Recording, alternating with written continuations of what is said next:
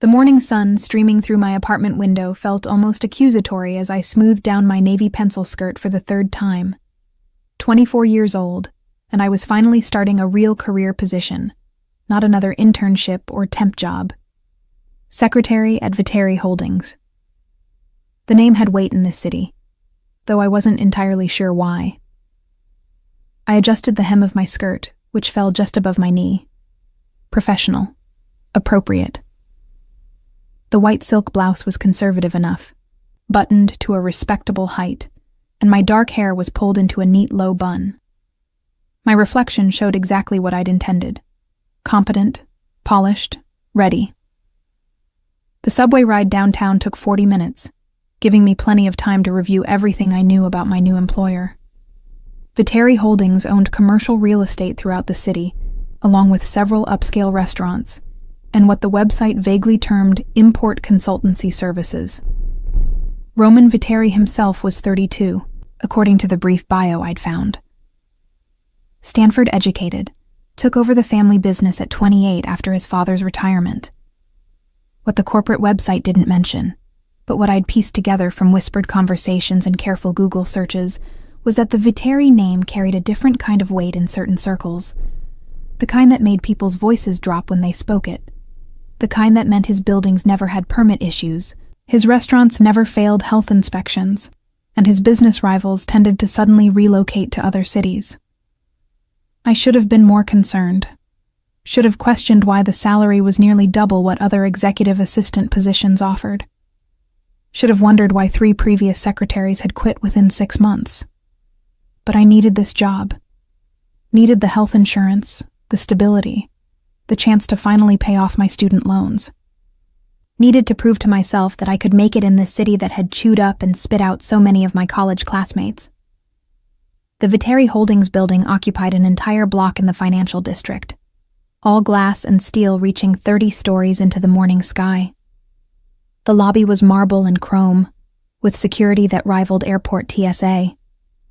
I showed my new employee ID to 3 different checkpoints before reaching the executive elevator that would take me to the 28th floor. My stomach did a small flip as the elevator climbed. First day nerves, nothing more. I'd handled difficult bosses before. I could handle Roman Viteri. The executive floor was hushed luxury, thick carpet muffled footsteps, original artwork lined walls painted in tasteful grays and creams. Floor-to-ceiling windows offered panoramic views of the city sprawling below. My desk sat in an alcove just outside the corner office, positioned so I'd have a clear view of anyone approaching while maintaining some privacy. "You must be Nora." A woman in her 50s approached, her burgundy suit impeccable, her smile professional but warm. "I'm Patricia, Mr. Viteri's Director of Operations. I'll be showing you the ropes this morning before he arrives." "Thank you." I set my bag in the desk drawer, taking in the dual monitors, the sleek phone system, the stack of files already waiting for my attention. "What time does Mr. Viteri usually get in?" 9:30 precisely. He's never late, never early. You'll learn he's very particular about routines. Patricia opened the top file, revealing a detailed calendar. "Your primary responsibility is managing his schedule. Everything goes through you. Every meeting, every call, every visitor. He doesn't like surprises." We spent the next hour reviewing systems and protocols. Mr. Viteri took his coffee black, brought from a specific cafe 2 blocks away each morning. He preferred digital files, but required physical backups of all contracts. His dry cleaning was picked up Tuesdays and Fridays. Lunch meetings were scheduled for 1 o'clock. Never earlier, never later. Personal calls were transferred to his private line without screening. "The most important thing," Patricia said, lowering her voice slightly, "is discretion. Mr. Viteri's business often involves sensitive information. What you see, what you hear, stays in this office. Always." I nodded, filing away the warning. At 9:25, Patricia straightened, smoothing her already perfect suit. "He'll be here in 5 minutes. Remember, he appreciates efficiency and professionalism above all else." She left, and I found myself alone with my racing pulse. I pulled up his calendar on my computer, familiarizing myself with today's appointments. 10 o'clock, meeting with City Planning Commission. 11:30 call with an architect. 1 o'clock lunch with someone listed only as VM. 3 o'clock, another vague entry, warehouse inspection. At exactly 9:30, the elevator chimed. I looked up from my computer, schooling my expression into polite professionalism. Roman Viteri stepped into the hallway, and every carefully prepared greeting died in my throat. Photographs hadn't prepared me. Nothing could have. He was tall, easily 6'2", with the kind of build that came from disciplined gym routines, not vanity. Dark hair cut precisely, not a strand out of place. Sharp jaw shadowed with the barest hint of stubble. But it was his eyes that stopped me cold. Dark, intense, missing nothing as they swept the space with the practiced assessment of someone who automatically cataloged every detail, every potential threat.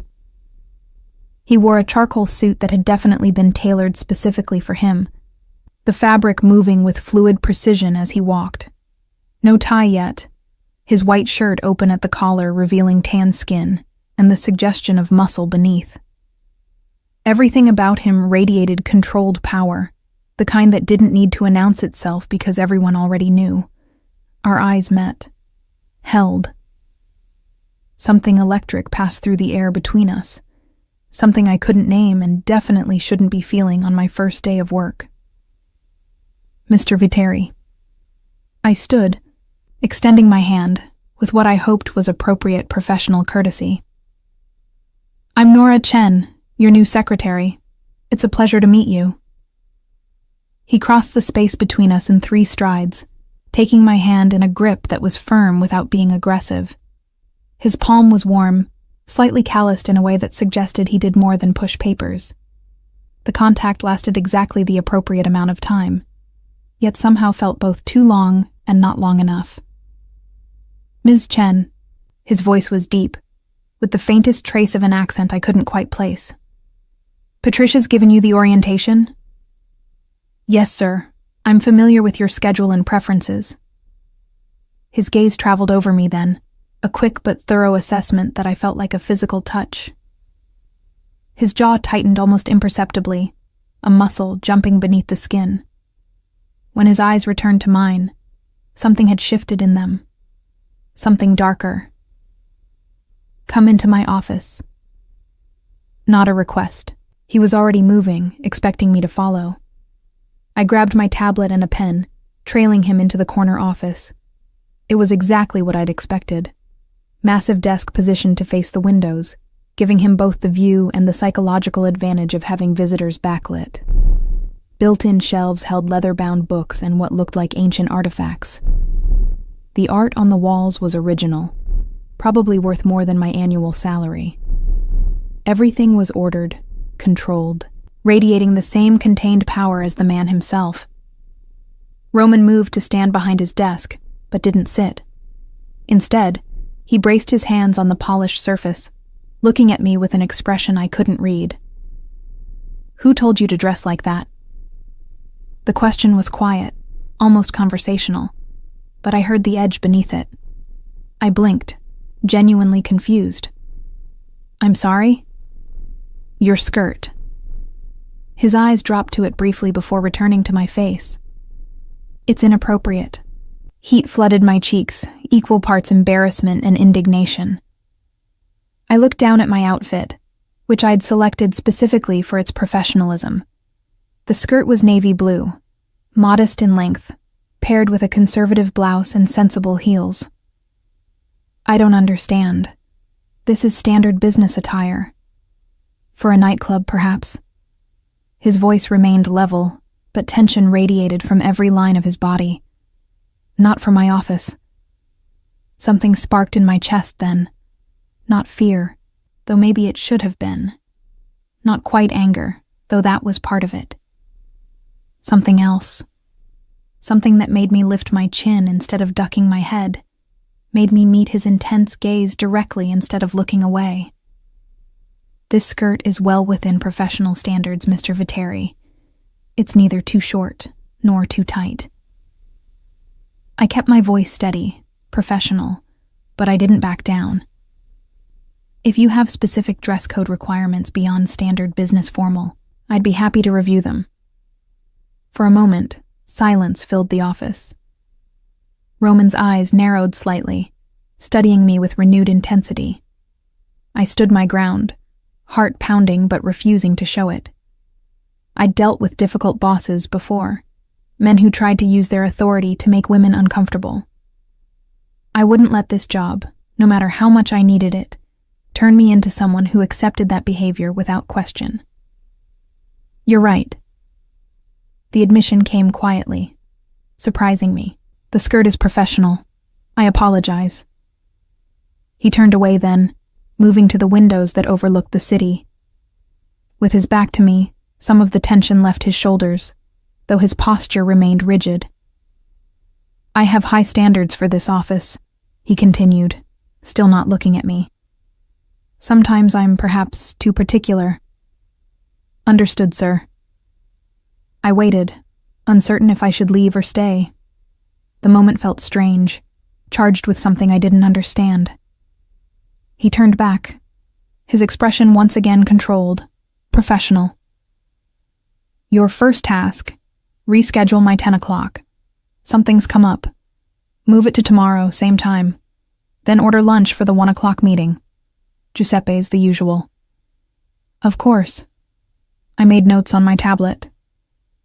Will there be anything else? Not at the moment. He sat finally, pulling his computer toward him in a clear dismissal. Close the door on your way out. I left, pulling the heavy door shut behind me. Only when I was safely back at my desk did I allow myself to really breathe. My hands trembled slightly as I reached for the phone to make the necessary calls. What had just happened? The intensity of his reaction to my completely professional outfit, his sudden apology, the way he'd looked at me like I was both a problem and a puzzle he couldn't quite solve. I should have been upset, should have been planning my resignation. But instead, I felt oddly energized. That spark I'd felt when I challenged him, when I refused to immediately back down. It had awakened something in me I hadn't known was sleeping. The morning passed in a flurry of phone calls and emails. Rescheduling the city planning meeting took 3 calls and some careful diplomacy. Ordering from Giuseppe's required navigating a host who clearly knew exactly who was calling and treated the request with reverent attention to detail. I familiarized myself with the filing system, the contact database, the dozens of small details that would make me efficient in this role. Roman emerged from his office twice. Once to grab a file from the cabinet near my desk, his presence filling the space even though he didn't speak. Once to take a call on his private line, his voice too low for me to hear the conversation, but his expression darkening with whatever was being said. Each time, I felt his eyes on me. Brief glances that shouldn't have meant anything but somehow felt weighted with the same intensity as that initial confrontation. At 11:15, a delivery arrived. Not his dry cleaning or his coffee. A large boutique shopping bag with tissue paper and a discreet logo I recognized as belonging to one of the city's most exclusive women's clothing stores. The delivery woman smiled professionally. For Ms. Chen, courtesy of Mr. Viteri. I signed for it automatically, too shocked to do otherwise. Once alone, I pulled aside the tissue paper to reveal a skirt. Designer, beautiful, in a soft charcoal gray that would coordinate with dozens of blouses. I checked the tag. My size exactly. The length was nearly identical to the one I was wearing. A small card nestled in the tissue paper. I opened it to find a single sentence in bold, masculine handwriting. An apology for my poor manners this morning. RV. I stared at the skirt, at the card, trying to process what this meant. He'd apologized verbally, then followed it up by buying me expensive clothing that wasn't actually different from what I'd been wearing. Was this a peace offering? A power play? Both? I should return it. Should walk into his office right now and politely decline such an extravagant and inappropriate gift from my brand new employer. But my fingers traced the soft fabric, and I thought about the intensity in his eyes when he'd looked at me, the way something had sparked between us in those charged moments. Instead of returning it, I carefully folded the skirt back into its tissue paper and placed the bag in my desk drawer. I'd decide what to do with it later. Right now, I had work to focus on. The 1:00 lunch meeting brought 3 men in expensive suits who all treated me with careful, impersonal courtesy. They filed into Roman's office, the door closing behind them. Through the heavy wood, I heard only the murmur of voices, nothing distinct. They emerged 90 minutes later, looking satisfied. Whatever business they'd conducted had gone well. Roman walked them to the elevator personally, his hand on each man's shoulder in turn, his smile easy and professional. The moment the elevator doors closed, the smile vanished. He returned to his office without looking at me. At 3:00, he emerged in different clothes. The suit jacket was gone, replaced by a black leather jacket. The white shirt was rolled to his elbows, revealing forearms corded with muscle and, I noticed, the edge of what might be a tattoo on his left wrist. "I'll be out for the rest of the day." He was already moving toward the elevator. "Forward any urgent calls to my cell. Everything else can wait until tomorrow." "Of course, Mr. Viteri." I watched him disappear into the elevator, wondering what warehouse inspection actually meant, wondering if I wanted to know. The rest of the afternoon was quiet.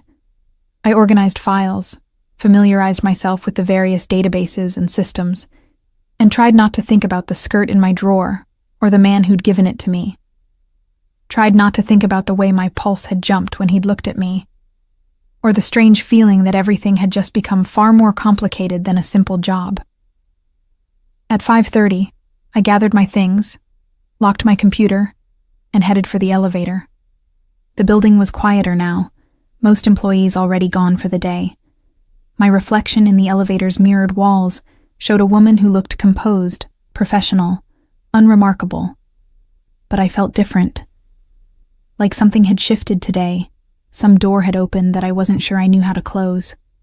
Like I'd stepped into a world that was more complex and dangerous than I'd understood when I'd accepted this position. The subway platform was crowded with evening commuters. I found a spot against a pillar, pulling out my phone to mindlessly scroll through news while waiting for the train. A text came through from an unknown number. "Thank you for your professional handling of today's challenges. You did well for your first day. RV." I stared at the message, my heart doing something complicated in my chest. He had my personal number. Of course he did.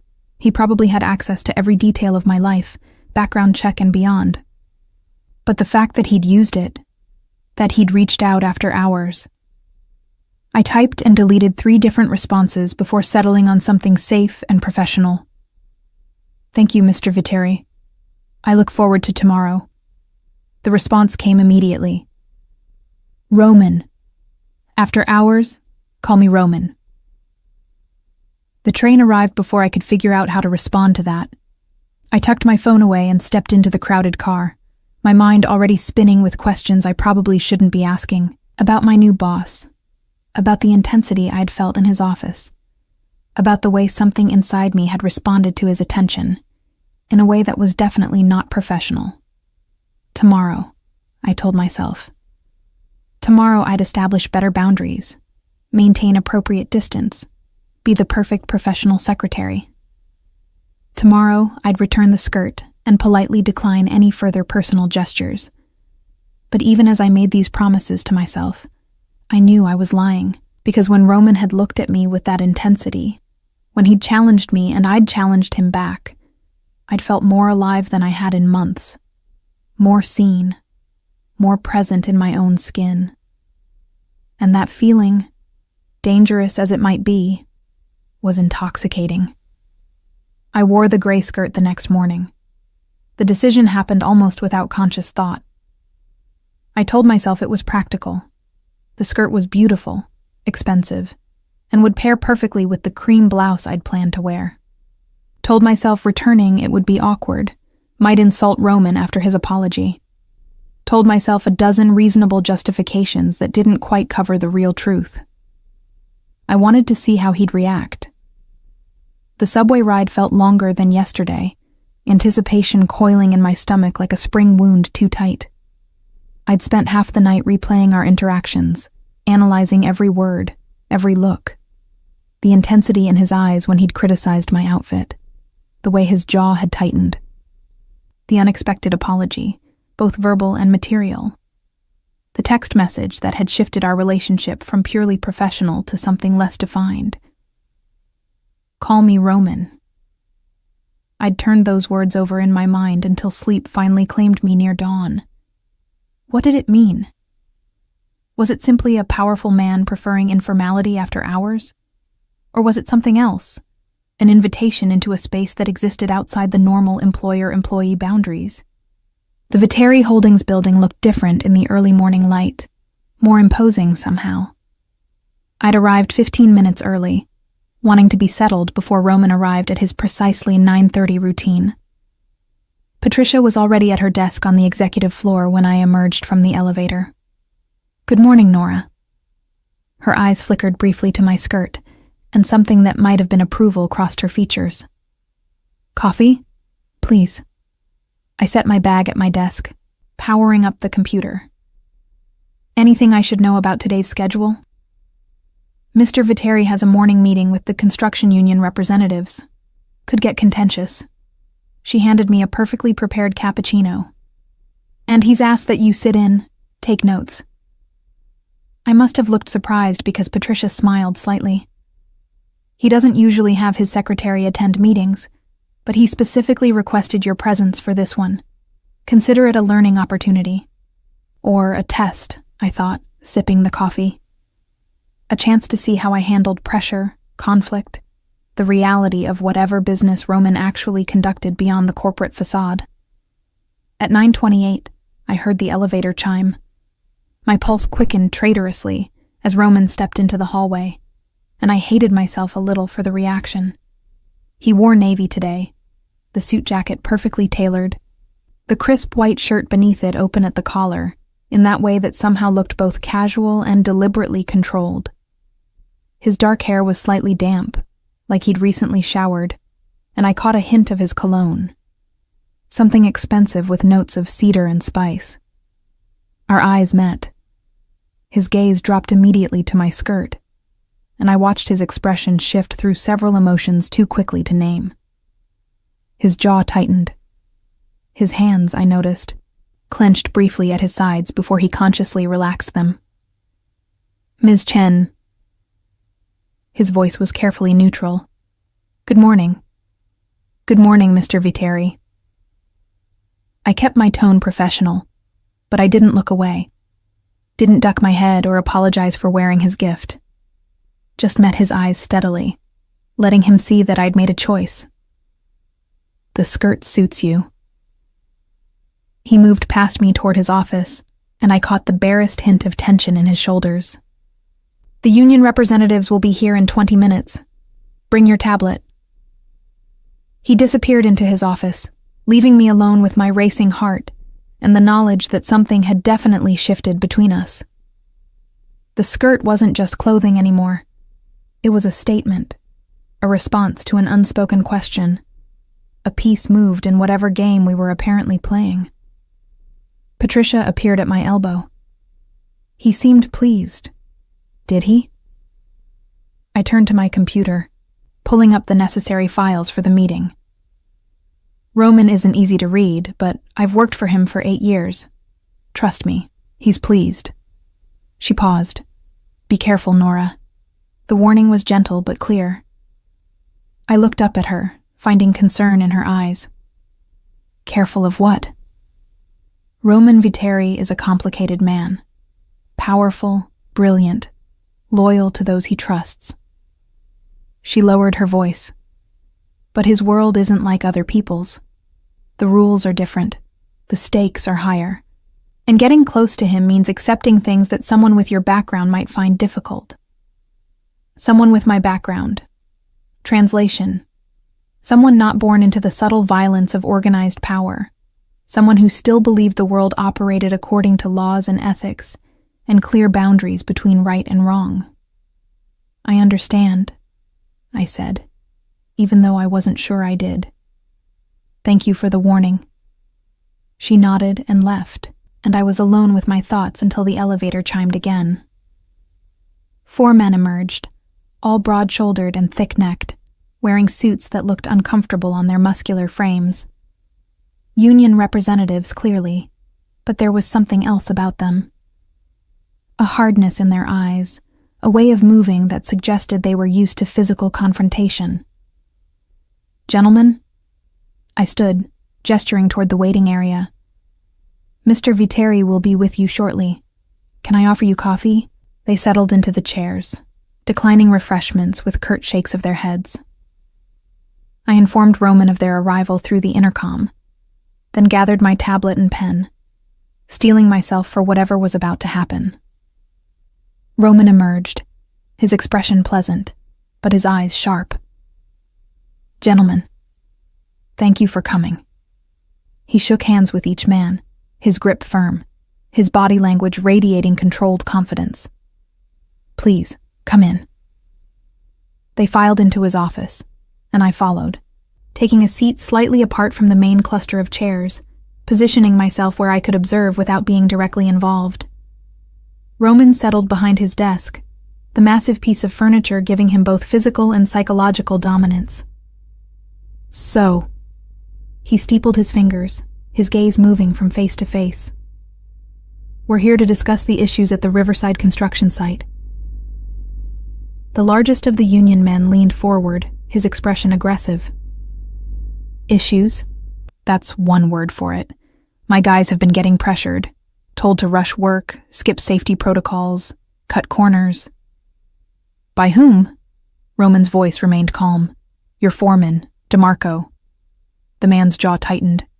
"We've filed formal complaints 3 times now. Nothing's changed."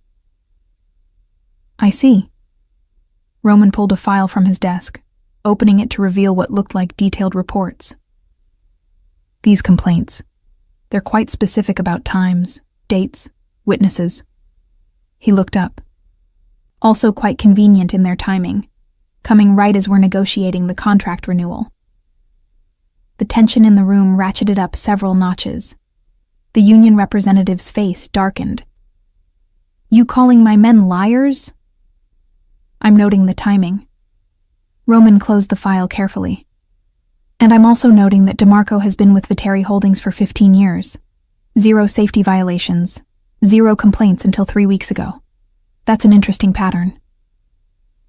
I watched, fascinated despite myself, as Roman methodically picked apart each complaint, revealing inconsistencies and convenient gaps in the allegations.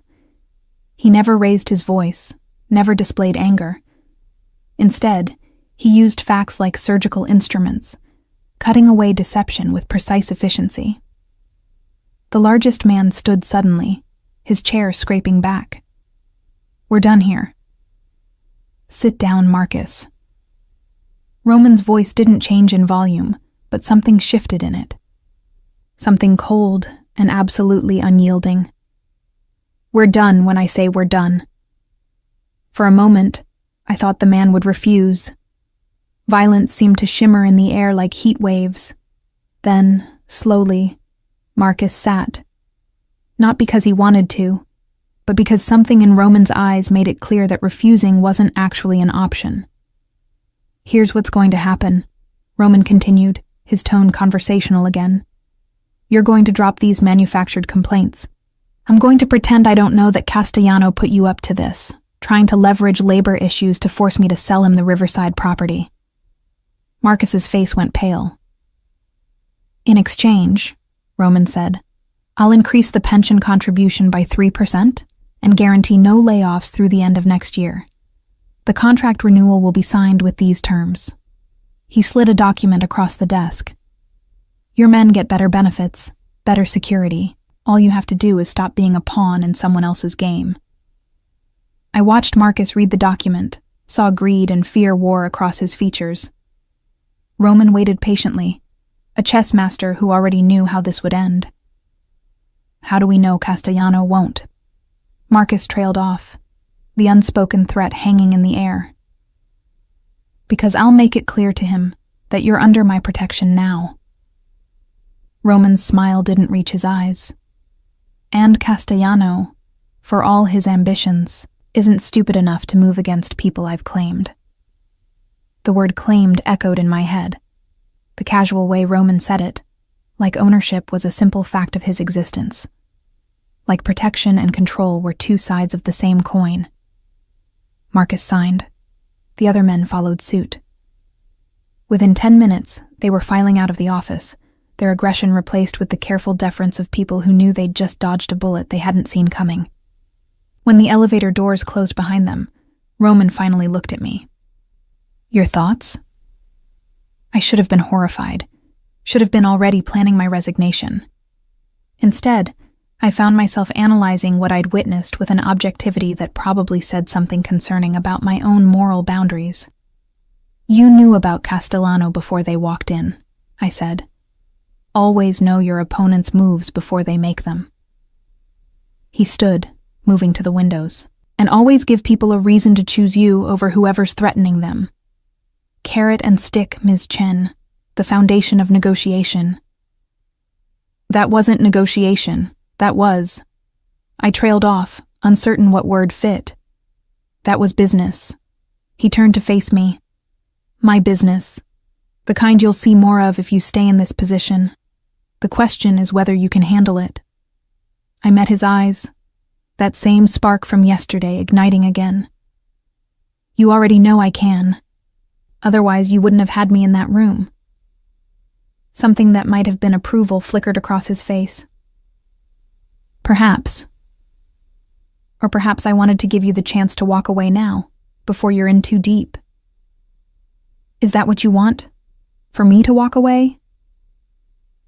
The question emerged before I could stop it, carrying implications far beyond the professional. Roman's eyes darkened and the air between us suddenly felt charged with the same intensity as yesterday. What I want, he said quietly, and what's wise are often very different things. Before I could respond, his phone buzzed. He glanced at it, his expression shifting. I need to take this. We'll continue this conversation later. Dismissed again, I returned to my desk, my mind spinning. The morning's meeting had revealed several things. First, Roman's business operated in spaces where legal and illegal blurred until the distinction became meaningless. Second, he wielded power with surgical precision, using information and leverage like weapons. Third, he'd wanted me to see this, to understand what working for him really meant. And fourth, most dangerously, none of it had scared me away. The rest of the morning passed in a flurry of calls and administrative tasks. I fielded questions from contractors, scheduled meetings, and managed the constant flow of information that seemed to pour through my desk. Around noon, Patricia appeared with a concerned expression. There's someone here to see Mr. Viteri. She doesn't have an appointment. Name? Patricia's expression tightened. Isabella Castellano. The same last name Roman had mentioned in the meeting. Not a coincidence. Does he know she's here? He knows. He said to send her in. Patricia lowered her voice. Be careful with this one, Nora. Isabella isn't like other women in Roman's orbit. She's dangerous. I knocked on Roman's office door, entering at his acknowledgement. Ms. Castellano is here. Send her in. His voice was carefully neutral, but I saw tension in the set of his shoulders. Isabella Castellano swept past me seconds later, bringing with her the scent of expensive perfume and the subtle threat of violence wrapped in designer clothing. She was beautiful, dark hair falling in perfect waves, olive skin, eyes like chips of ice. Her red dress was elegant, expensive, and cut to showcase a figure maintained through dedicated effort. Roman. She didn't wait for invitation, settling into the chair across from his desk with casual familiarity. It's been too long. Isabella, He remained standing, a power position.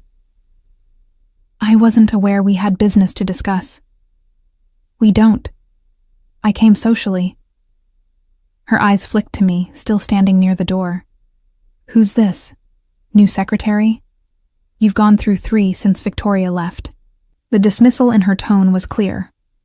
I wasn't a person to her, just another interchangeable piece of office furniture. Ms. Chen is excellent at her job, Roman said, and something in his tone made Isabella's eyes narrow.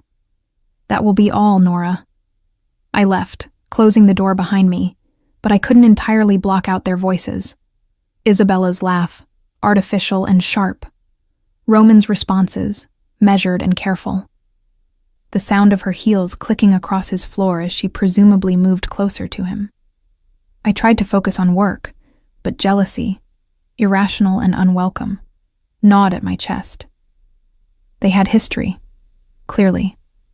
She called him by his first name, moved through his space like she belonged there. And she was beautiful in a way I would never be, polished and dangerous, and perfectly suited to his world. 20 minutes later, Isabella emerged, her expression satisfied. She paused at my desk, looking me over with cold assessment. A word of advice, darling. Her smile was all teeth, no warmth. Don't get too comfortable. Roman doesn't keep secretaries long, and he certainly doesn't keep them for anything beyond typing and filing. She swept to the elevator, leaving me with the clear message. Whatever I thought was developing between Roman and me, I was deluding myself. Roman appeared in his doorway moments after the elevator closed. Nora, my office. I grabbed my tablet, following him in. He closed the door behind us, something he rarely did for our interactions. What did she say to you? Nothing important. I kept my voice level. Just friendly advice about job security. Isabella's advice is never friendly.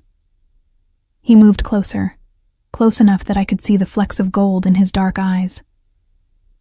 She came here to mark territory, to remind me of family connections and old alliances, and to see who you were.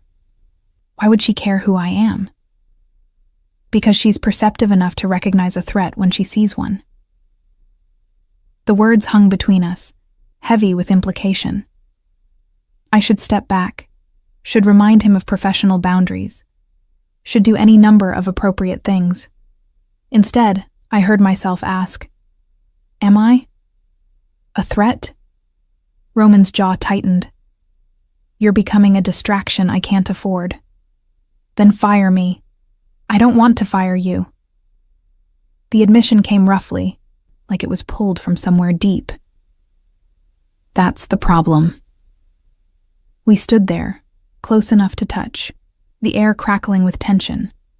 I could see his pulse beating in his throat, could feel the heat radiating from his body.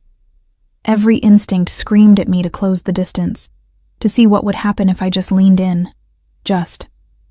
His phone buzzed, shattering the moment.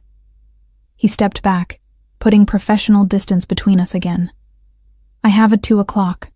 Make sure I'm not disturbed. Of course.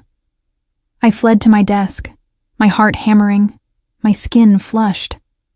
What was I doing? This was my boss, a man who operated outside the law, who wielded power through intimidation and leverage, who had women like Isabella Castellano in his orbit. But when he looked at me with that intensity, when tension sparked between us like electricity, I forgot all the reasons this was dangerous. Forgot everything except the feeling of being truly seen for the first time in my life. The afternoon crawled past. At 4:30, an envelope was delivered to my desk. Inside was an invitation to a charity gala next Saturday, along with a brief note in Roman's handwriting. The foundation requires my attendance. I need someone I trust to accompany me professionally. Dress will be provided. R. I stared at the invitation, understanding the subtext. He was asking me to attend a social event with him, in front of the entire elite of the city. With people like Isabella Castellano. This was crossing a line, moving from professional into something else entirely. I should decline. Should maintain boundaries. should protect myself from whatever complicated game was playing out between us. Instead, I found myself walking to his door, knocking softly. At his acknowledgement, I entered. "I accept." Roman looked up from his computer, something like satisfaction crossing his features. "Good. Patricia will coordinate the details. I should have left then." But instead, I heard myself ask, "Why me? You could take anyone to this event. Someone from your world. Someone who understands the rules." He stood, moving around his desk toward me. "That's exactly why not them. I'm tired of people who understand the rules of my world. Tired of relationships built on leverage and alliance." He stopped close enough that I had to tilt my head back to maintain eye contact. "You look at me like I'm a person, not a name or a position. Do you have any idea how rare that is?" "You are a person," I said softly. "A complicated one, maybe. A dangerous one, definitely. But still just a person. Just a person." He smiled without humor. "No one's called me that in a long time, Nora." The use of my first name sent warmth through my chest. I should get back to work. Probably wise. But he didn't move, didn't step back, just continued looking at me with that intensity that made breathing difficult. I left his office on shaky legs, settling back at my desk. I should quit, should run from whatever was developing between us before it consumed me entirely. But even as the thought formed, I knew I wouldn't. Because somewhere between yesterday's confrontation and today's charged moments, I'd stopped being just his secretary. I was becoming something else, something dangerous and thrilling and completely unprecedented in my carefully ordered life. And God help me, I wanted to see where it led. The week leading up to the gala passed in a blur of heightened awareness. Every interaction with Roman felt weighted, loaded with the unspoken tension that had been building between us since my first day. He found reasons to call me into his office for discussions that could have happened over email. I found myself adjusting my skirt when he looked at me, smoothing my hair, small unconscious gestures that I only recognized after the fact. Wednesday brought another confrontation, this time over something trivial, a scheduling conflict I'd had to resolve without his direct input. He'd been short with me, criticizing my decision-making in a tone that would have wounded me a week ago. Instead, I'd felt that familiar spark ignite. "You hired me to manage your schedule," I'd said, meeting his eyes across his desk. "Which requires making judgment calls. If you want someone who asks permission for every decision, you hired the wrong person." His eyes had darkened with something that looked like desire. Maybe I did. But he hadn't fired me. Instead, he dismissed me with a wave of his hand, and I'd caught him watching me walk away, his expression unreadable. Thursday, Patricia pulled me aside during my lunch break. We sat in the small executive break room, just the two of us with the door closed. "You're playing with fire," she said without preamble. "I've seen how he looks at you, how you look at him." I didn't bother denying it. "I know it's complicated.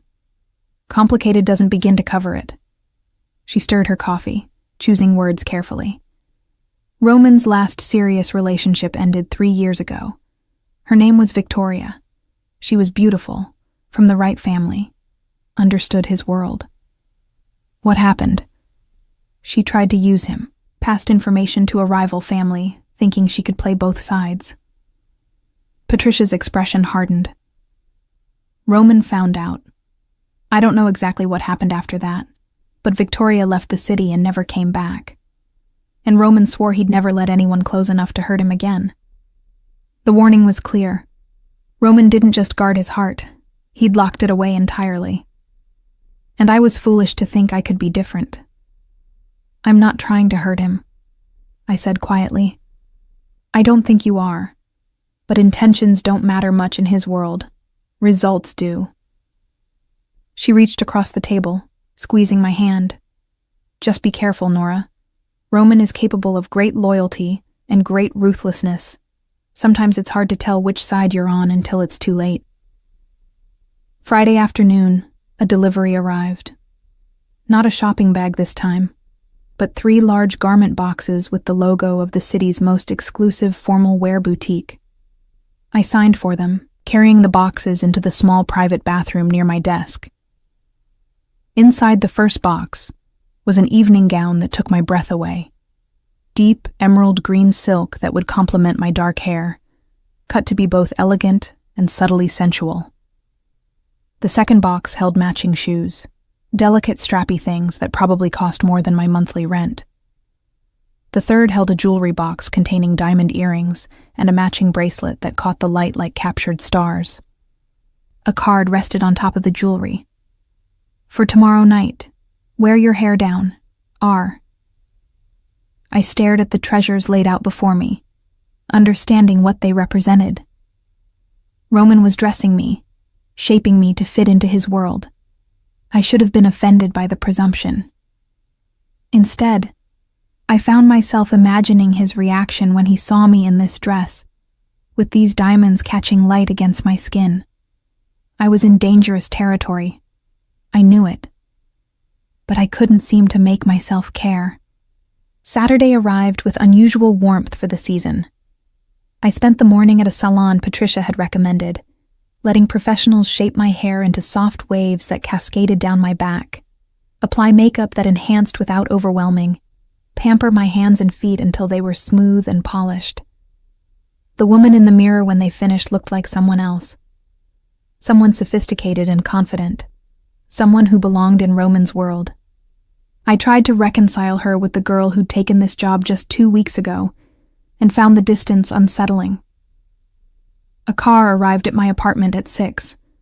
Not Roman's usual driver, but a different man who introduced himself as Marcus and helped me into the back of a sleek black sedan.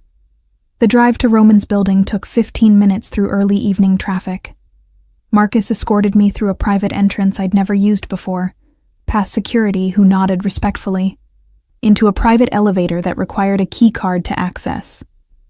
We rose to the top floor, the penthouse level that I'd known existed but never seen. The elevator opened directly into Roman's home, and I stepped into a space that was somehow both exactly what I'd expected and completely surprising. The main living area was all floor-to-ceiling windows overlooking the city, modern furniture in blacks and grays, artwork that was probably worth millions. But there were personal touches too. Books that looked actually read, a vintage chess set positioned mid-game, photographs on a side table showing a younger Roman with people I assumed were family. "He'll be down in a moment," Marcus said, gesturing to the expansive leather sofa. "Can I bring you anything?" "I'm fine, thank you." He nodded and disappeared, leaving me alone with my racing thoughts. I moved to the windows, looking out at the city sprawling below. How many times had I looked up at buildings like this from street level, never imagining I'd stand inside one? "You wore your hair down." I turned to find Roman descending the stairs from what must be the second floor. He wore a tuxedo that fit him like a second skin, the traditional black and white somehow making him look even more dangerous, more controlled, more completely out of my league. "You asked me to." I managed to keep my voice steady, despite the way my pulse had jumped at the sight of him. His eyes moved over me slowly, taking in every detail of the dress, the diamonds, the carefully styled hair. When his gaze finally returned to mine, the intensity in it stole my breath. "You're beautiful." The words came quietly, almost reluctantly, like he hadn't meant to say them aloud. "The dress is beautiful," I corrected. "The diamonds are beautiful. I'm just the mannequin." He crossed the space between us in 3 strides, stopping close enough that I could smell his cologne, feel the heat radiating from his body. "No, the dress and diamonds are just decoration. You're what makes them worth looking at." My heart hammered against my ribs. We stood there too close, the city lights glittering behind us, the air crackling with tension that had been building for 2 weeks. Roman. I started, though I wasn't sure what I meant to say. We should go. He stepped back, offering his arm with formal courtesy that felt like a shield against whatever had almost happened. The car is waiting. I took his arm, letting him guide me to the elevator. The ride down was silent, heavy with unspoken words. Marcus held the car door, and I slid into the back seat, Roman settling beside me with careful distance between us. The gala was being held at one of the city's most historic hotels. All marble columns and crystal chandeliers. We joined the stream of formally dressed guests making their way inside, and I felt eyes turn toward us, assessing, calculating, wondering who I was and what I meant to Roman Viteri. Ignore them, Roman murmured near my ear. They're carrion birds looking for weakness to exploit. Comforting, I replied, and felt rather than saw his smile. Inside, the ballroom was stunning. Soaring ceilings, massive chandeliers, tables draped in white linen and set with more silverware than any meal could possibly require. A small orchestra played in one corner. Waiters circulated with champagne and delicate hors d'oeuvres. Roman's hand settled at the small of my back as he guided me through the crowd, stopping occasionally to exchange greetings with people whose names I recognized from news articles and society pages. He introduced me simply as my assistant, Nora Chen. But something in the way he said it, in the possessive pressure of his hand against my back, suggested I was more than that. Roman, darling. Isabella Castellano materialized from the crowd, resplendent in a red dress that probably cost more than my car. Her eyes raked over me with cold assessment. I see you brought your secretary. How practical. Isabella. Roman's voice was coolly polite. You look well. I look exceptional. She turned her attention fully to me. That's a lovely dress, dear. Did Roman pick it out for you? The condescension was subtle, but clear. I smiled, channeling every ounce of confidence the dress and diamonds gave me. He has excellent taste. In clothing, certainly. Isabella's smile was all edges. Tell me, Nora, what does one do at a charity gala when one isn't actually part of the social circle? It must be terribly boring for you. I'm finding it educational, I replied evenly. I'm learning a lot about the difference between class and breeding. Roman's hand tightened slightly against my back. Warning or approval, I couldn't tell. Isabella's eyes narrowed dangerously. How delightfully direct. Roman, you've found someone with a spine. Let's see how long that lasts. She drifted away, leaving tension in her wake. You didn't have to engage with her, Roman said quietly. She engaged with me first. I'm not going to stand there and take being insulted. I looked up at him. Even if it costs me this job. Something flickered in his eyes. It won't cost you your job, but it might cost you peace. Isabella doesn't forget slights. Then we have something in common. He actually smiled then, genuine warmth breaking through his usual control. Come on. Let's get champagne and I'll introduce you to people who won't immediately try to destroy you. The next hour passed in a blur of introductions and small talk. Roman stayed close, his hand never leaving the small of my back, his attention split between conversations and monitoring me with an intensity I felt, even when he wasn't looking directly at me. I met the mayor, who was surprisingly charming. A federal judge who seemed nervous around Roman, despite outranking him in every legal sense. Several business leaders who spoke in careful euphemisms about mutual interests and ongoing partnerships. And through it all, I felt Roman's presence like a physical force. The way he commanded space without trying. The way people deferred to him, not out of respect, but out of something closer to fear. The way his hand would occasionally brush mine, sending electricity up my arm. Dinner was announced, and we found our assigned table near the front of the room. I recognized several of our table mates from earlier introductions, business associates of Romans, along with their wives or dates. The conversation flowed easily around topics both benign and weighted with subtext I was beginning to understand. Midway through the main course, a man approached our table. Older, perhaps 60, with silver hair and a smile that didn't reach his eyes. He nodded to Roman with careful respect. Viteri, I wondered if you'd be here tonight. Castellano. Roman's voice had gone cold. I wasn't aware you'd been invited. Castellano, Isabella's father, presumably. The man Roman had mentioned during the union meeting, the one who'd been trying to force him to sell property. Oh, the foundation and I go way back. I'm a major donor. Castellano's eyes moved to me, lingering with uncomfortable intensity. And who is this lovely creature? My assistant. Roman's hand found mine under the table, lacing our fingers together in a grip that was both possessive and reassuring. Ms. Chen. Charming.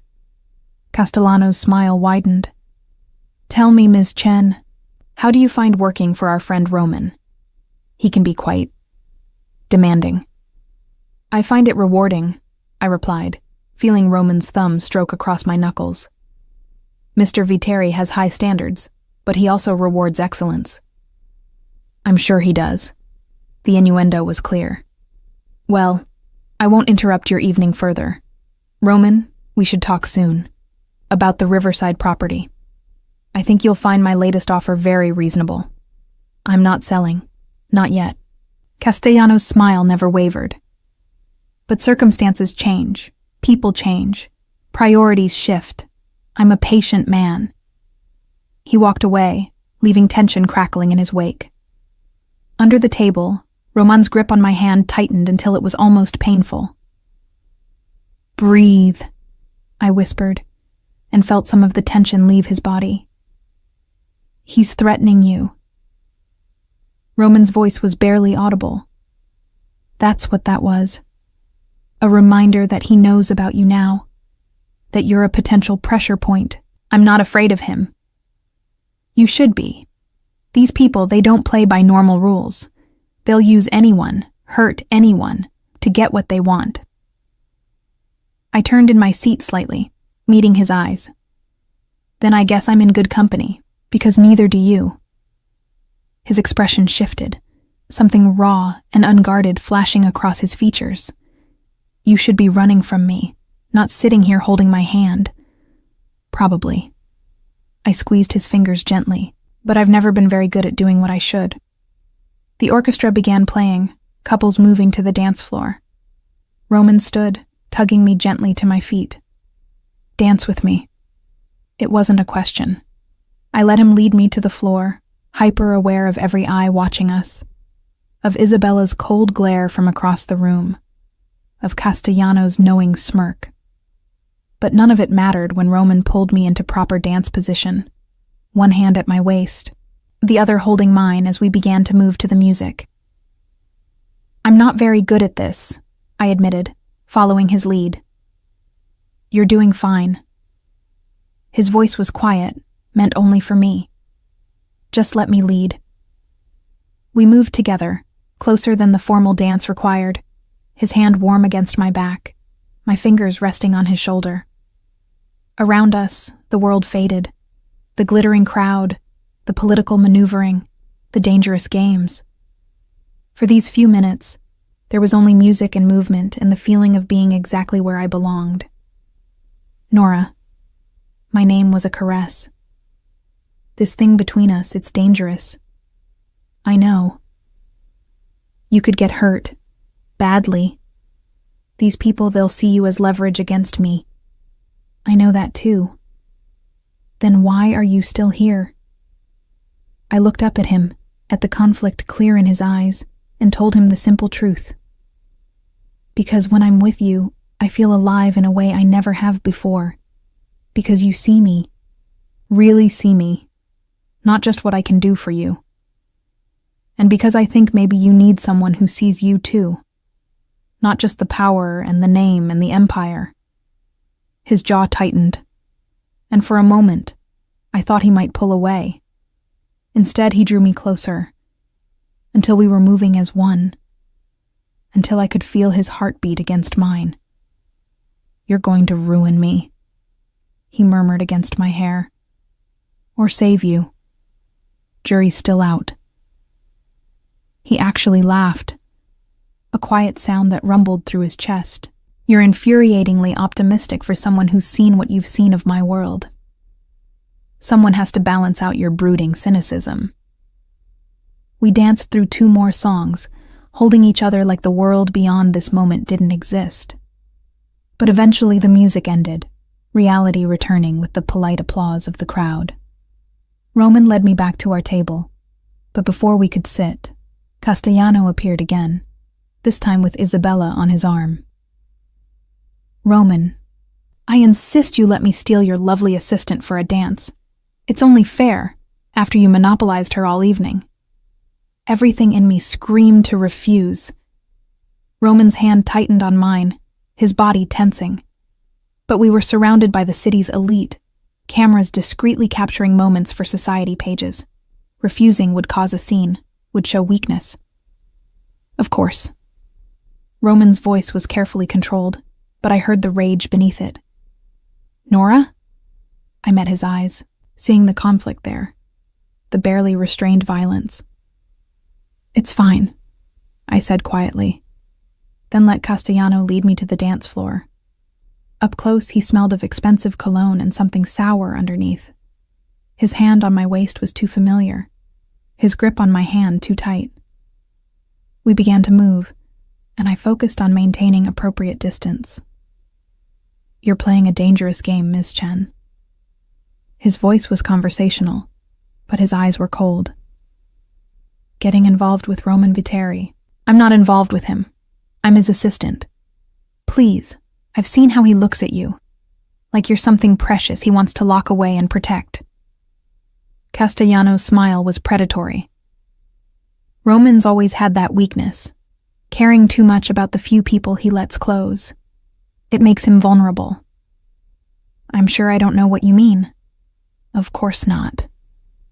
His hand on my waist shifted lower, too familiar. "Here's some friendly advice. Roman's world isn't kind to innocents. The last woman he cared about ended up leaving the city with a significant limp and no desire to ever return. Is that really the future you want?" "Victoria, Patricia's story about Roman's ex." Fear clawed at my throat, but I kept my expression neutral. "Thank you for the concern, but I can take care of myself." "Can you?" His grip tightened painfully. "Because from where I'm standing, you're just another piece on the board, and Roman will sacrifice you the moment it's strategically advantageous." The music ended. I pulled away from him, stepping back. "The only person trying to use me as a piece on the board is you, Mr. Castellano, and I'm not interested in playing." I walked away before he could respond, heading not back to our table but toward the terrace doors. I needed air, needed space to process the fear Castellano had deliberately kindled. Outside, the night air was cool against my flushed skin. I leaned against the balustrade, looking out at the city lights. "He threatened you."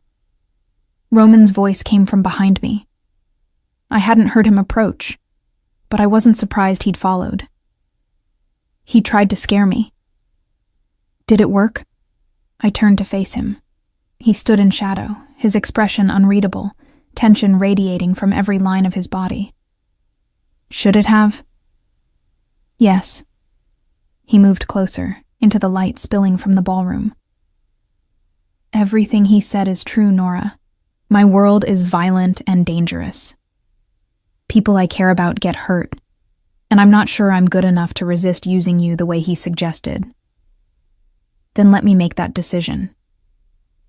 I closed the distance between us, placing my hand on his chest, feeling his heart thunder beneath my palm. "Stop trying to protect me from you. I'm not a child. I'm not stupid. I see exactly what you are, and I'm still here. You're seeing what I let you see. The business meetings, the negotiations. You haven't seen the rest. The violence. The things I've done to maintain power. Then show me. trust me enough to see all of it. He grabbed my wrist, his grip firm but not painful. You don't know what you're asking. I know exactly what I'm asking. I'm asking you to stop treating me like I'm fragile. I'm asking you to stop deciding what I can handle. I'm asking you to let me in. We stood there, locked in silent battle, his eyes searching mine for something I hoped he'd find. Around us, the night wrapped close, the sounds of the gala a distant murmur. Finally, he spoke.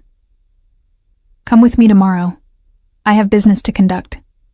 The kind I normally hide from people like you. You want to see my world? Really see it? I'll show you. All right. You might not like what you see. Probably not. I didn't look away. Show me anyway. His thumb stroked across my racing pulse. You're either very brave or very foolish. Can't I be both? The corner of his mouth lifted in something that wasn't quite a smile. We should go back inside. People will talk. Let them. Nora. My name was a warning and a caress. You're making this very difficult. Good. You deserve to be challenged. He released my wrist but didn't step back. We stood close enough to kiss, close enough that I could see the conflict warring in his eyes. Want versus wisdom. Desire versus duty. Tomorrow, he said finally. I'll send a car at 10. Wear jeans and boots. Where we're going, the dress won't help. I'll be ready. We returned to the ballroom together, his hand once again at the small of my back, branding me as his in front of everyone watching. Isabella's eyes followed us with cold calculation. Castellano's smile was knowing and predatory. But I didn't care, because tomorrow, Roman would show me the truth, the darkness he'd been protecting me from. And then I'd finally understand exactly what I was getting myself into. The thought should have terrified me.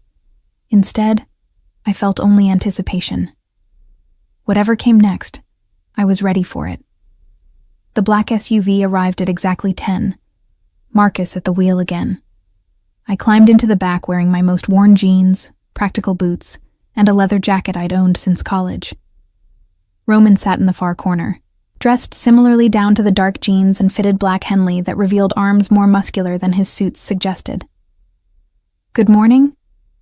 I settled into the seat, noting the tension in his posture. Morning. He didn't look at me, his gaze fixed on something outside the window. Last chance to change your mind. Not changing my mind. He nodded once and we pulled into traffic. The drive took us away from the gleaming downtown towers, through neighborhoods that grew progressively more industrial. Warehouses replaced office buildings. Chain-link fences lined empty lots. The few people on the streets had the hard look of those who'd learned to survive in places where law enforcement was more rumor than reality. We stopped at a large warehouse complex surrounded by razor wire fencing. Security guards, Roman's men, clearly, opened gates to let us through. Marcus parked near a loading dock, where several other vehicles were already present. Stay close to me, Roman said as we exited the vehicle. Don't speak unless I tell you to. These men respect strength, not kindness. I nodded, following him into the warehouse. Inside, the space was cavernous and dimly lit. Shipping containers were stacked along one wall. A group of men stood near the center, surrounding something I couldn't see clearly. They parted as Roman approached, revealing a man kneeling on the concrete floor, hands bound behind his back, blood streaming from his nose. My stomach turned, but I kept my expression neutral. Mr. Viteri. One of Roman's men stepped forward. He finally admitted it. He's been skimming for 6 months. About 40,000 total. Roman circled the kneeling man slowly, his movements predatory. Tommy, we've known each other a long time, haven't we? Roman, please. The man's voice was thick with fear and blood. I can explain. I'm sure you can. Roman's voice was conversational, almost friendly. You have a gambling problem. Your wife left you. Your daughter needs surgery you can't afford. Very sympathetic circumstances. I was going to pay it back. Were you? Roman stopped in front of him. Or were you going to keep stealing until I noticed, then disappear like the coward you are? The casual cruelty in his tone made my skin prickle. This was the Roman that Castellano had referenced, the dangerous man beneath the polished exterior. Please. Tommy was crying now. I'll do anything. I'll work it off. Just don't. Roman held up a hand, silencing him. He turned to his men. How much has he taken? 42,000, give or take. Double it, 84,000. That's what he owes now. Roman looked down at the kneeling man. You're going to work for me until it's paid off, every dollar accounted for. And Tommy, if you steal even a penny more, if you run, if you even think about betraying me again. He didn't finish the threat. He didn't need to. The implications were crystal clear. Thank you. Tommy collapsed forward, sobbing. Thank you, thank you. Get him out of here. Roman walked away, heading toward an office at the back of the warehouse. I followed, feeling the eyes of every man in the room on me. Inside the office, Roman moved to a wall safe, spinning the combination with practiced ease. He pulled out several thick envelopes, setting them on the desk. That wasn't what you expected. It wasn't a question. You were merciful, I said. He thought you'd kill him. I considered it. Roman's tone was matter of fact. Theft is usually punishable by death in my organization. But Tommy has 3 kids and a sick daughter. Killing him would have been satisfying but counterproductive. So you'll work him like a slave instead. His eyes snapped to mine, sharp with warning. Would you prefer I'd put a bullet in his head? Because I can still arrange that. No. I held his gaze. I'm just noting that mercy in your world comes with strings attached. Everything in my world comes with strings attached. He gestured to the envelopes on the desk. Including this. Protection money from businesses in the warehouse district. They pay me monthly, and in return, no one bothers them. No robberies, no vandalism, no problems with the unions or city inspectors. Extortion. Protection. The police can't keep these businesses safe. I can. He opened one envelope, rifling through the cash inside. Some call it a shakedown. I call it providing a service the city refuses to provide. I moved closer, looking at the stacks of bills. Hundreds, mostly. Thousands of dollars in each envelope. And if they refuse to pay? Then they don't receive protection. And usually, within a week or two, they change their minds. His smile was cold. Funny how a few broken windows and a robbery can shift someone's perspective on the value of security. You break their windows to prove they need you. I don't have to. There are plenty of people willing to do that for free. I just make sure my clients don't experience it. The rationalization was smooth, practiced. I could see how people convinced themselves this was acceptable. How Roman himself had woven a narrative where he was providing legitimate service rather than running a protection racket. This is what you wanted to show me. I met his eyes. The reality of how you maintain power. Part of it, there's more. He gathered the envelopes, returning them to the safe. But yes, this is who I am, Nora. Not the man in the tuxedo at charity galas. This. Someone who takes money through threat of violence. Someone who has people beaten for stealing.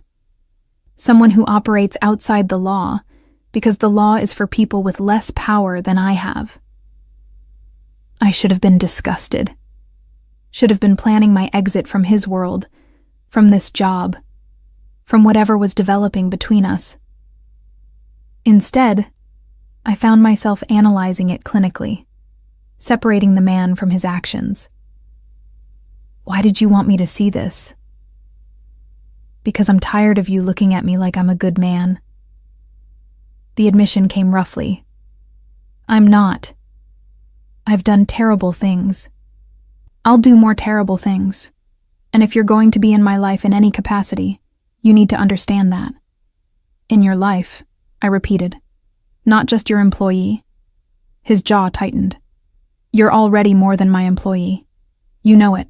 I know it. Everyone at that gala last night knew it. And that scares you. It terrifies me. He moved closer, backing me against the desk. Because people I care about become targets. Vulnerabilities, weaknesses that enemies exploit. Like Victoria? His expression shuddered. Who told you about her? Patricia mentioned her. So did Castellano. I held his gaze despite the dangerous edge that had entered his eyes. What happened to her? For a long moment, I thought he wouldn't answer. Then he sighed, some of the tension leaving his body. Victoria was smart, beautiful, from the right family. We were together for 2 years. I thought I loved her. His voice was flat, emotionless. Turns out she was passing information to the Castellano family. Everything I told her, every plan, every vulnerability, she was a plant from the beginning. What did you do to her? I exposed her to her own family. Let them know she'd been caught betraying them by getting sloppy, letting emotion cloud her judgment. The Castellanos dealt with her internally. His smile was bitter.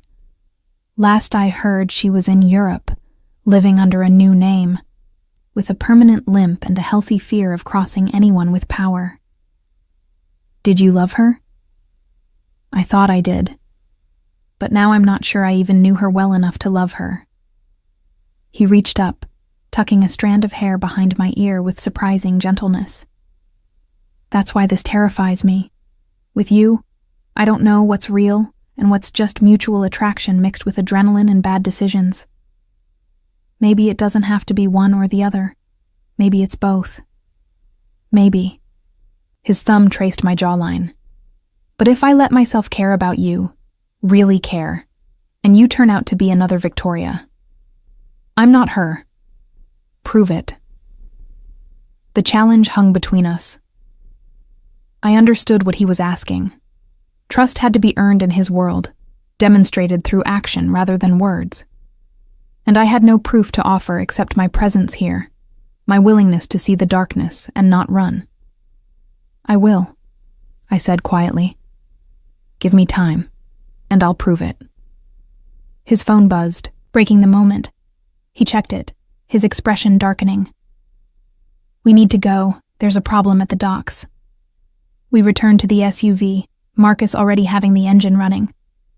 The drive to the waterfront took 20 minutes, tension thick in the vehicle. Roman made several calls, his voice clipped and angry, though he kept the details vague. The docks were a maze of shipping containers and cranes, the air thick with salt and diesel. Marcus navigated to a section that looked abandoned, parking near a warehouse with broken windows and graffiti-covered walls. Stay in the car. Roman's tone brooked no argument. Roman, this is different. This is dangerous, even for me. You stay here, or Marcus drives you home right now. I nodded reluctantly, watching him exit the vehicle and disappear into the warehouse with 4 of his men. Marcus remained behind the wheel, his attention fixed on the building, his hand resting on what I realized was a gun in a shoulder holster. Minutes crawled past. 5, 10.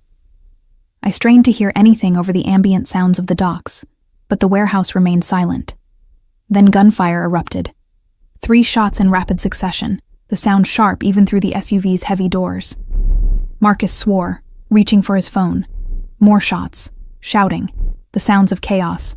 The warehouse door burst open, and Roman's men emerged, half carrying someone between them. Roman brought up the rear, his shirt torn and blood on his knuckles, but moving under his own power. Marcus was out of the vehicle instantly, opening the back door. They loaded the injured man into the 3rd row of seats. I could see now it was one of Roman's guards, blood soaking through his shoulder. Roman climbed in beside me, his breathing harsh. Drive, Now! Marcus didn't need to be told twice. We peeled away from the docks as sirens began wailing in the distance. What happened? I asked, trying to keep my voice steady. Ambush. The Castellanos. Roman pulled out his phone, making another call. They were waiting for us. Someone tipped them off about the shipment coming in today. The implication was clear. He had a leak in his organization. Someone close enough to know his schedule, his shipments, his movements. The injured man groaned from the back seat, and I turned to look at him. He was young, maybe 30, his face pale with blood loss. He needs a hospital, I said. Can't. Gunshot wounds get reported. Roman was still on his phone, coordinating something. We have a doctor who handles this. He could die before we get there. Then he dies. Roman's voice was flat. That's the job. He knew the risks. The callousness shocked me into action. I unbuckled my seatbelt, climbing into the back row despite Marcus's protest. The injured man's eyes were unfocused, his breathing shallow. What's your name? I asked, pressing my hands against his shoulder to slow the bleeding. Marco. The word came out weak. Marco Santino. Okay, Marco. Stay with me. You're going to be fine. I looked at Roman. How far to this doctor? 10 minutes. He doesn't have 10 minutes. Pull over. Now. Nora. Pull over or he bleeds out in your car. Your choice. Something in my tone must have convinced him. He ordered Marcus to stop at a gas station we were passing. While Roman went inside to buy supplies, I kept pressure on Marco's wound, talking to him to keep him conscious. Roman returned with a first aid kit.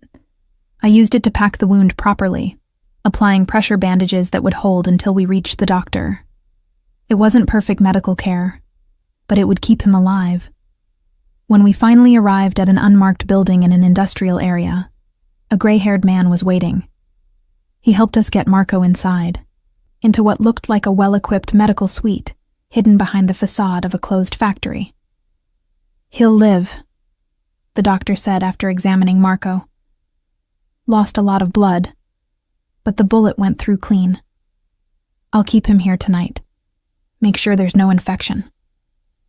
Outside, Roman leaned against the SUV, his face drawn with exhaustion and anger. I approached him carefully, unsure what to say. You saved his life, he said without looking at me. Marco's been with me for 5 years, has a wife and a baby daughter. He finally turned to face me. Thank you. You shouldn't have to thank me for basic human decency. In my world, basic human decency is often in short supply. He straightened, some of the tension leaving his shoulders. You're full of surprises, Nora Chen. I worked as an EMT during college, trauma response training. I hadn't thought about those days in years. The summer I'd spent riding ambulances and learning to handle emergencies. Guess it came back when I needed it. Still, you stayed calm under pressure, challenged me when I was being cold. His eyes searched mine. You're not what I expected when I hired you. What did you expect? Someone competent but forgettable. Someone who would manage my schedule and stay invisible. His smile was wry. Instead, I got someone who argues with me, challenges my decisions, and makes me question choices I've made for years. Is that a bad thing? I don't know yet. He pushed off from the SUV. Come on, I'll take you home. The drive back to my apartment was quiet, both of us processing the day's events. When we pulled up to my building, Roman walked me to my door despite my protests. Tomorrow, take the day off, he said. After today, you've earned it. I'm fine. Nora. His hand came up, cupping my cheek with unexpected tenderness. Take the day. That's an order. Before I could respond, he leaned in and pressed his lips to my forehead, a gesture somehow more intimate than a kiss. Then he was gone, leaving me standing in my doorway with my heart racing and my world fundamentally shifted. I'd seen Roman's darkness today. The violence, the moral compromises, the casual acceptance of brutality. And instead of running, I'd stayed. I'd helped. I'd proven myself in his world. The question was, what came next? Monday, I defied Roman's order and went to work. His expression when I walked in at 8:30 was a mixture of exasperation and something that looked like pride. Over the following weeks, I became more integrated into his world. He stopped hiding the nature of his business, letting me sit in on meetings that ranged from legitimate real estate deals to negotiations that were clearly anything but legal. I learned the language of his empire, the euphemisms, the unspoken rules, the careful dance of power and violence. Isabella Castellano became a recurring problem. She appeared at the office unannounced, called at odd hours, made it clear she viewed me as temporary and disposable. But Roman never entertained her advances, never gave her the attention she so obviously craved. "She's trying to create division," Patricia explained one afternoon. "The Castellanos want Roman rattled, off balance. You're the easiest target. Let them try." I'd grown bolder in my time with Roman, more confident in my place in his world. One evening, Roman invited me to his penthouse for dinner. Not business, just us. I arrived to find the space transformed with candles, soft music, the city lights glittering beyond the windows. "I've been thinking," he said over wine and pasta he'd cooked himself. "About us. About what this is. What do you think it is? Dangerous. Complicated. Probably a terrible idea." He set down his fork, meeting my eyes. "And completely inevitable." "Inevitable?" He stood, moving around the table to pull me to my feet. "From the moment you walked into my office in that navy skirt, challenging me with those eyes, I was lost. I just didn't want to admit it." His kiss was everything I'd imagined and more. Claiming, possessive, but also surprisingly tender. We moved to the couch, to the bedroom, the night unfolding in ways that felt both new and strangely familiar. Later, lying in his arms with the city spread beneath us, he murmured against my hair, "You've ruined me for anyone else." "Good," I replied, and felt his chest rumble with laughter.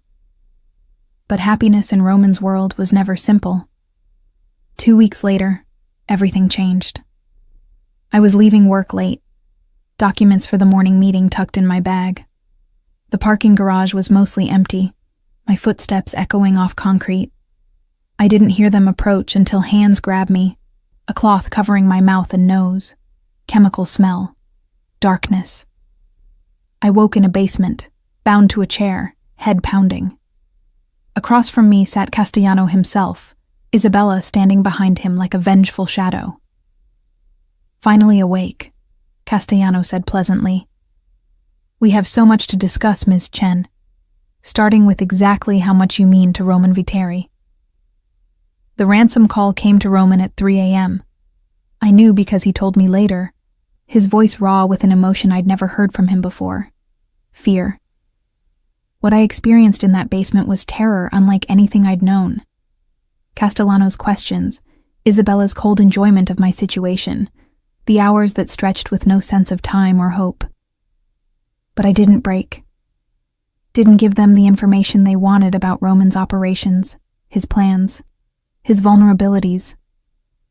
Every time they pressured me, I thought about Marco bleeding in the SUV, about the way Roman had looked at me in his office, about the choice I'd made to stay in his world. Roman came for me with an army.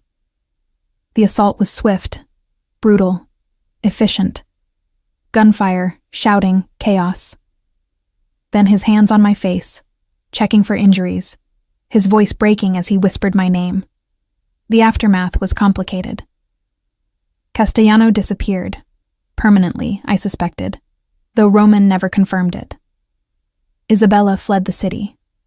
Several members of their organization either switched allegiance to Roman or vanished. I should never have let you in, Roman said the night I returned to his penthouse, both of us battered but alive. This is why I don't let people close. Too late, I replied, taking his hand. I'm already close. You can't scare me away now. 6 months later, Roman made an announcement that shocked the city's underworld. He was establishing a foundation, legitimately this time, to provide scholarships and opportunities for young people trapped in neighborhoods controlled by organized crime. You did this, he said, as we reviewed the paperwork. We did this, I corrected. Together. The foundation grew. By the 2nd anniversary of my kidnapping, which we never spoke about but never forgot, we'd helped over 100 kids escape the cycle of violence and poverty. 2 years later, at 27, I stood in Roman's office, our office now, reviewing applications for the next scholarship class. Roman entered, closing the door behind him. Remember the first time I called you into this office? He asked. You criticized my skirt. I smiled, adjusting the hem of the considerably shorter skirt I wore now, chosen deliberately to provoke exactly the reaction I got. His eyes darkening with desire, mixed with that possessive edge that still made my pulse race. I was an idiot. He crossed to me, pulling me into his arms. Trying to push you away before I admitted how much I wanted you close. You were, I agreed, but I forgave you. He knelt then, suddenly, pulling a small box from his pocket. Nora Chen, you came into my life and changed everything. Made me want to be better, do better, build something beyond fear and power. Marry me, be my partner in everything. I looked at him. This dangerous, complicated, beautiful man who'd shown me his darkest parts and trusted me not to run. Who'd built something meaningful from Empire of Shadows. Yes, I said simply. Always yes. He stood, sliding the ring onto my finger, kissing me with the same intensity as that first time in his penthouse. Outside, the city spread before us, full of possibilities. We'd started with a skirt and a challenge, built something from darkness and desire, and somehow, impossibly, found light. I love you, he murmured against my lips. I know, I replied. You always have. You just needed someone brave enough to see it. And in the office where our story began, with the city as our witness, we began the next chapter together.